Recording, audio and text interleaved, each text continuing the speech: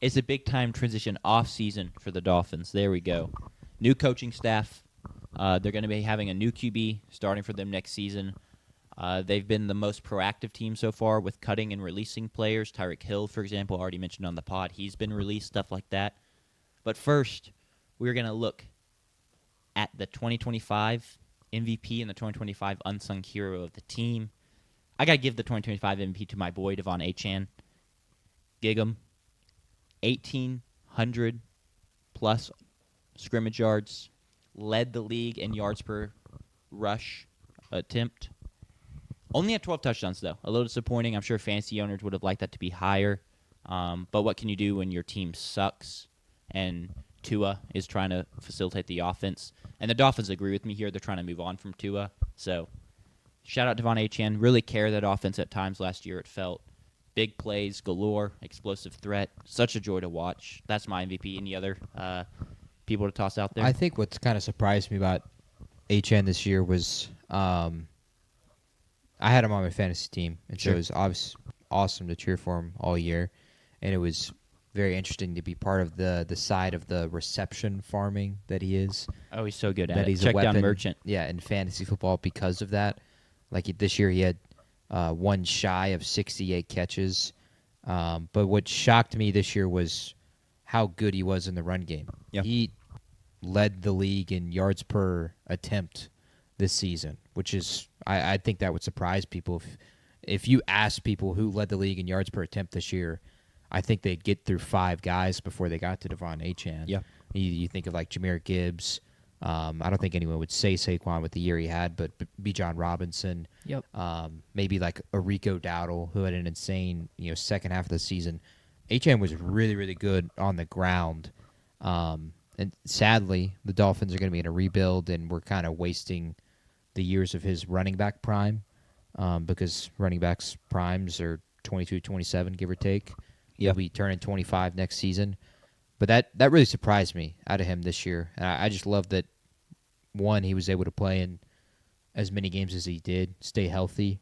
That's kind of been a concern for him. And then for him to be as successful as he was on the ground was really surprising.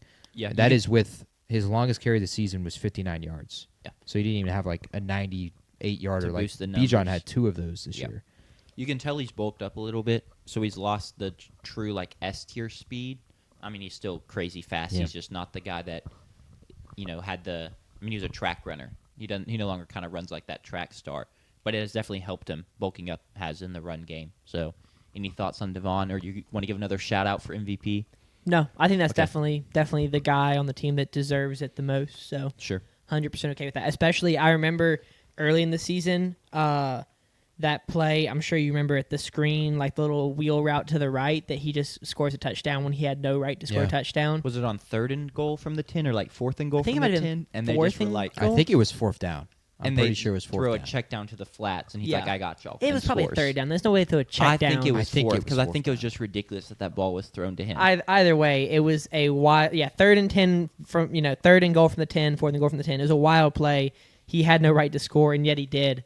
And I think that's just kind of, if you had to sum up the Dolphins' entire offense in one play, it was that. It was just give the ball to Devon Achane, and either he's gonna succeed and then the team will succeed, or he's gonna fail and then Yeah. the team's gonna fail. In terms of unsung MVP, this was a tough one to come up with. They're not a good team, so it wasn't like there were tons of depth pieces, providing good impact. And then also, I'm not even gonna lie, it's not like I was tuning into the Dolphins week in and week out, so it's not like I know this roster very well. I only was because of Devon Achane Sure. fantasy Yeah. purposes. But I give it to their center, Aaron Brewer, 2nd graded center on PFF, had a really good season. Was very impactful in the run game, helping Devon Achane hit those marks he did. Shout out him. Centers don't really get much love in general, so figured I'd give him a shout. Yeah, I did not know that name, so that fits the unsung very well. I wouldn't have known to look there, to be honest. Jordan Brooks, Sure. he was all-pro first team for them. He's not really known as one of the top middle linebackers in the league. He led the league in combined tackles and solo tackles this year, Shout out which him. is partially because they had to play so much defense because their Yeah. offense wasn't very good. But he also had a very good year because of the opportunity he was given. Yeah. Some guys could just miss all the tackles, and they wouldn't have that kind of number. Yeah. But I like Aaron Brewer was his name. Yeah. Aaron Brewer. I will remember that. We'll table that for Dolphins draft discussions and Dolphins discussions going forward. Well, moving on to this upcoming year. Once again, I called it a transition offseason, and I'm going to be very upfront for this team on what their 2026 goal is, and that's rebuild, find your quarterback. Hopefully, you can see if you hire the right coaching staff to do so or not. Draft well, trade away some of your older pieces to get more draft picks because they're not going to be around after this rebuild ends. I'll reiterate that at the end. I'll kind of go back to it. But throughout this whole primer, that's kind of what we're going to be looking at, for them to do. That's how they should spend their draft picks, spend their money, et cetera, et cetera. About their new coaching staff, though, head coach Jeff Hafley, and he's brought in 2 new coordinators. Obviously, he's not keeping the coordinators around. The DC, Sean Duggan, is coming from the Packers. And then the OC, Bobby Slowick, most well-known for his days as the Texans offensive coordinator, I'd argue. I mean, I would argue is from his time as PFF, but that's just because I'm a PFF guy. Sure, naturally. But he spent time on the Dolphins staff last year, just obviously wasn't the offensive coordinator. So the new staff moves. Do you have anything about Jeff Hafley? Not a name I'm really very familiar with. The Packers defense, we talked about this when we talked about the Packers. Yeah. On Tuesday. Trying to get my days right. You can't even remember days these days. Yeah. He had that defense kind of like abnormally really good. Green Bay has not been known for great defenses in the past 2 years. He's had that defense as top 10. This year with the help of Micah Parsons, they looked like one of the best defenses in the league. Like multiple weeks that this season, they made teams look goofy, like Detroit in Week 1. Sadly, your Commanders in that Thursday night football game. And there's a few others where they really, some of the games they lost, like the Cleveland Browns game, Cleveland could not move the football whatsoever, but Jordan Love and that offense threw the game, not necessarily the defense. So he has the last 2 years had very, very good defenses. And I think that's, that would be something to look forward to for Miami. In the Mike McDaniel tenure, it was never about defense with them. It was about their offensive firepower and their speed. And so I think it'll be a very interesting culture shift there with Jeff Hafley. He's one of the things he mentioned at his first press conference was he is already going to make a promise that he's made a promise that they will draft a quarterback every single year, which is kind of shocking. It's not something that, coaches and owners are going to go out there and say. And that doesn't necessarily mean they're going to draft a first rounder every year, but they could draft a 7th rounder, a 5th rounder. This year, I would imagine they're going to draft some kind of quarterback. Yes. To bring in some kind of competition with Quinn Ewers, especially if Tua isn't the guy going forward. And I wonder if Tua will be added to the guys that they cut. It's looking pretty likely they're either going to trade or cut him from kind of what I was looking at. So expect him to be off the roster. We can get into that more when we get into roster moves because I have some thoughts on that. I was listening to a podcast about that this morning, actually. Sure. Well, talking about the draft, they drafted at 11, 1 first-round pick. They have other picks. They have more than just their picks. They've made a couple trades. They've actually, I didn't realize, they've got 3 third-rounders, which I love. I love me some second and third-round picks. Like, sure, you'd love to have multiple first-rounders, but the third round is a fun place to draft because there's going to be some fun picks there. Sure. And I'm actually running a mock draft right now because I haven't done one for the Dolphins yet while you were just talking. So you go ahead and lay out. Do you have first round thoughts or do you have first further round thoughts as well as further down the board. Sweet. But starting with the first round, the needs are plentiful here. JP mentioned the quarterback need. I'm just going to say right now it's not getting addressed at pick 11. No one is worth taking in that realm. That would be the shock of the night. It would be the shock of the night when Garrett Nussmeier goes 11th overall to the Dolphins. So don't expect quarterback there. You might have to take Taylor Green at 11 to beat the Rams for him. I just think it would be absolutely hilarious for it to be like if it was Ty Simpson or Garrett Nussmeier. It would just be hilarious that it was one of those guys and Quinn Ewers are the guys competing for an NFL starting quarterback job. I think that's just hilarious, especially for a lot of SEC fans like ourselves. Sure. But continue where they'll actually go. Other needs, edge. They could use some interior offensive line help. Cornerback is a big need. Wide receiver. And so I think they're kind of in a pretty unique spot here at 11 with a lot of needs to just, see who falls to them. One of their guys, maybe Mansour Delane, for example, makes it to 11. He's a perfect pick. Or maybe you go Jermod McCoy if you love him. There's kind of, I feel like, a semi-consensus tier 1 of wide receivers of Cardinal Tate's obviously like 1A, but then it's like Mekhi Lemon and Jordan Tyson. So maybe, one of those guys is at 11. You really want to get another wide receiver. Maybe one of the edges you really like falls to you. You take him. Maybe Ruben Baines there at 11. You are one of the people that's high on him. You take him. So I don't really know where they're going to go. I would love them to take cornerback, and here's why. Could y'all name a cornerback currently on their roster? Yes, Storm Duck, but only because Yes. Sure. have been listening to people talk about how bad that cornerback room is. Is Rasul Douglas still in there? He's a free agent. Okay. Then So- that would have been the only one I could have. Yes, and Dolphins, if you're listening, I would try and bring him back because he actually had a pretty good season. He's one of the few in that room to have a pretty good season. Their two best cornerbacks are leaving. Other names in that room currently: Jason Marshall, Julius Brents, Miles Battle, Ethan Robinson, Isaiah Johnson. It's not a good room. Most of the guys I just mentioned barely played snaps last year. The if only they one I played know any is snaps. Juju Brents. Yep. It's a huge, massive need. And so I don't know. I love the idea of getting kind of a cornerstone of the secondary here at 11. I'm pretty high on the top of this cornerback class as well personally, so that's kind of where I'm at. And then further down the line, sounds like they're going to take a quarterback. There's great options in the second and third round. You have 3 third-round picks. That's a great spot maybe to look to do that. You can address edge. If you don't go wide receiver here, there's a couple good, second-round wide receiver options you can kind of look to fill out. Once again, the needs are plentiful, so there's so many ways they could play this, but you just got to get high in talent on this team. Yeah, for sure. I was just looking. I don't really know what they'll do with their second-round pick, but a third-round pick I think is a great spot. Maybe you could get one of the Indiana wide receivers. I don't know how far they'll fall. It just depends, I guess, on how high you are on them.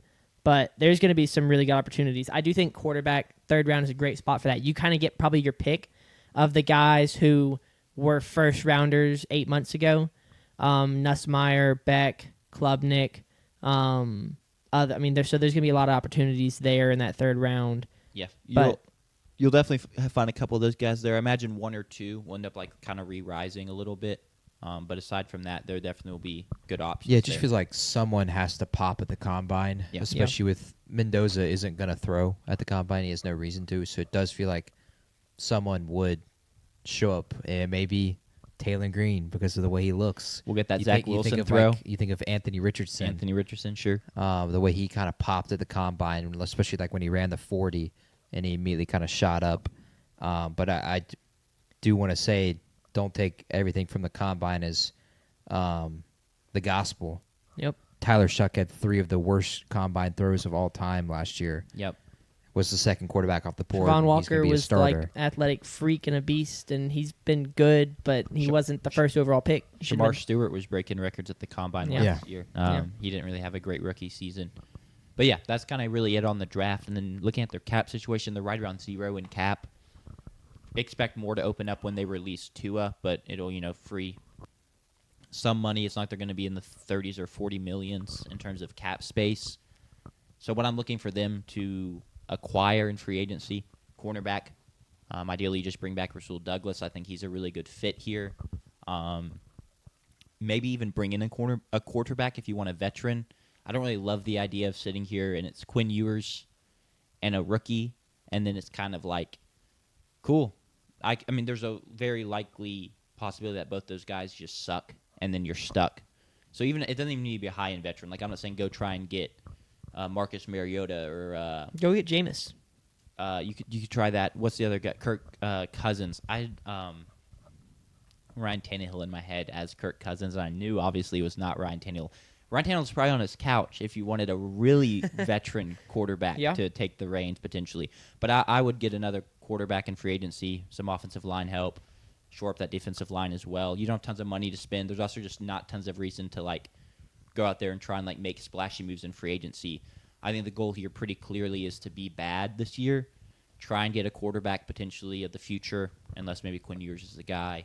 But But yeah, I don't see any they're not going to be trying to get Trey Hendrickson or trying to get Alec Pierce or any of the bigger names. So. This offseason is kind of a disaster in terms of trying to rebuild. Yeah. Just think of the dead cap. They cut Bradley Chubb. That was the most recent one to Actually, go along with. I don't think as of this morning they hadn't officially cut him. I'll just interject here with this. I was listening to Check the Mic and they're talking about it. They announced they were going to cut him and Tyreek Hill around the same time. They have followed through on the Tyreek Hill. They haven't released Bradley Chubb yet. And their theory is it's apparently not unusual that when you announce you're going to cut somebody, if another team wants him, they say, hey, can we have him for a 6? Let's cut the whole, we don't want to deal with him in the free agency. We don't want to be in a bidding war with other teams. Can you just ship him to us, is a 7th or 6th enough for y'all to, figure out the contract situation? So I don't think Chubb's been cut yet. Even if they trade him, right. They still have to for all take intents and purposes the same dead money. So you think of him and Tua this year, if they are to cut Tua or trade Bradley Chubb, it's $99 million in dead money across a few years for Tua. Bradley Chubb is $23 million in dead money. Then you already have on the books Tyreek Hill is 28, Jalen Ramsey is 20, Teron Armstead, who's been retired for a while, is 10. And then you have a few others. Zach Wilson has taken up $4 million in dead cap money this year. Shout out Zach for Miami. Can they not? If they were to trade Tua, is there not a way in which they could move that dead money over? No. Okay, because I also heard Check the Mic. They were talking about previous trades where basically the team dumping the player will also send a higher draft pick, and to be like, hey, if you take the salary, we'll give you Tua and a 2nd rounder for a 3rd rounder, right? Because that's we're trying to get rid of the money, we're trying to get rid of the salary, the caps, and fix out the cap situation. So I don't understand all the technicalities of how cap space works out, but I think that was another approach that's been discussed, at least on the one podcast I listened to. That being said, they do all that. The following offseason, they're going to have roughly $60 million in cap room. Yeah, I don't think there's any reason to really try and get off the dead money because you're not going to free up that money to then this offseason sign a player that's going to make you a playoff team, right? So you might as well just kind of eat the money, not trade away a draft pick if possible, stuff like that. Any other thoughts on the free agency? If not, I'll kind of reiterate their 2026 goal and we can move on. Go ahead. I have be bad is my first 2026 goal for them. But you need to have more than that, and that's kind of find the skeletons of your future good team. Get guys excited. Next offseason we can have maybe the spin zone of hey, look, their first-round pick, let's say it's Mansour Delane, was fantastic his rookie year. Devon Achan's still here kicking. He looks You're great. not trading Devon Achan? Maybe you do. I'm just interested, what's his trade value? As he's just a running Where back. is he on his It's contract? going to be a rental deal. It's going to be a rental as well. He got 1 year left? 1 year. 1 year. It'd be a rental deal. So maybe you do trade him because it's we're not going to be good anyway. So even if we just get a 4th-round pick or something, better than nothing. Yeah. But okay, say he's out the window. But even still, this guy had a great season. We can build around him. The wide receiver, Omar Cooper we got later, had a great rookie season. Hey, now we just need our quarterback and a really good defensive lineman, and then we're cooking, and then the year after, boom, we're ready. You just described the Houston Texans. Derek Stingley is your Mansour Delane. Sure. You just said a really good defensive lineman. That's Will Anderson. Both those guys were drafted before their... Actually, C.J. Stroud and Anderson were drafted in the same year. So I guess not exactly, but it sounds like a similar approach to me a little bit because it's a new coaching staff, right? So you want to see them come in and kind of show that they can handle it. So that just kind of sounded a little bit like the Houston Texans to me, especially I just thought it was funny you mentioned Mansour Delane coming in. It reminded me of Derek Stingley. And that's another LSU cornerback. It's actually a good point too. Talking about the Houston Texans, obviously, no guarantee this happens, but things can really flip quickly in the NFL with just a couple good players, and then talking about next offseason, they're going to have a lot of cap space. Realistically, this is a 2-3 year project, most likely 3. But if you just hit on a couple draft picks, find some real studs, you could be at least kind of back in, hey, maybe we can make the playoffs in 2 years or something like that. But yeah, you gotta they're restarting. So make your foundation good.